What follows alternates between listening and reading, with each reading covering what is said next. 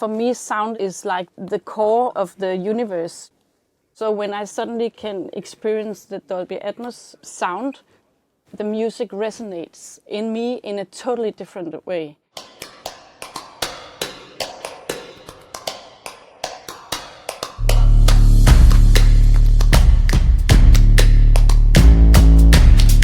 My name is Dyre Gormsen, and I've been an engineer for about 30 years, working with music. My first 10 years of my career was in Denmark. After that, I moved into London, where I have spent the last 20 years making records. And for the last 2 years, I've been mixing Dolby Atmos for Apple Music and the streaming platforms that does that. The next one I'll play to you is a Marvin Gaye track. Now, this was recorded in 1976.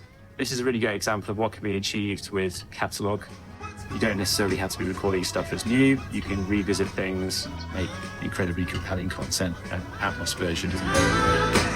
Black Tornado is founded by Lars Lundholm in '98 when Burmeister & Wain, an old shipyard, which has been turned into about 100 rehearsal rooms, and Black Tornado, the studio, and been like a center point for, I would say, rock and roll and music in general in Copenhagen for the last 25 years. Black Tornado is definitely moving on to a different level now. It's completely up to date with the most modern technology it can have, combined with all the analog stuff and old beauties that's in here. It's a very inspiring environment to be in because it's possible to do anything you wish. It's got, like, as a centerpiece, a big SSL disc.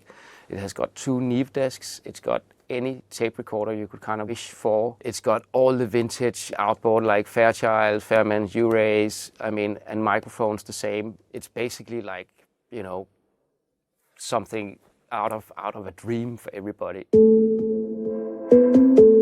You arrived by boat. Never seen a man like you before. I was not prepared, I lost my breath. Lost my breath. Even from afar. I think the best way I can describe the difference between listening to music in stereo and in Dolby Atmos is that I think you can compare it to watching a painting or watching a movie. When I listen to music in stereo, I am separated from the music. But when I listen to music in Dolby Atmos, I felt I was stepping into the movie, into the painting. The idea of building a Dolby Atmos facility in Copenhagen really came from Lars coming to visit me in London to see what I was doing. Got very inspired and we started talking about it and what to do. So we very quickly decided to set out to convert Black Tornado and install Dolby Atmos system here.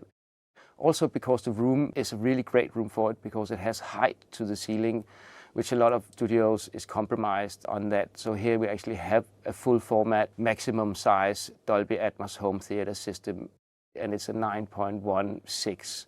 So it's the full music format, basically. It's really something. When I wake up in the morning, till the sun sets in the evening, every moment, every hour, I think You are suddenly Alice in Wonderland. Suddenly you step into this magical world and everything becomes animated. The border between me and the physical world is almost blurred out. It's a very physical experience. Working with immersive audio has been, a revelation for me. The difference between stereo and Dolby Atmos is quite large. It sounds bigger at a lower volume. So that means that you don't have to push and listen loud to it to get an emotional feeling out of listening to the music. And I think that's a very important part. For me, Dolby Atmos is a cinematic experience that needs to bring me closer as a listener. It touches you in a different way because it stands out. It's about creating a beautiful, touching experience that really pushes all the boundaries it can. It's not about flying things around a lot. It's about the beauty of actually the format and the dynamic and the wideness and the space.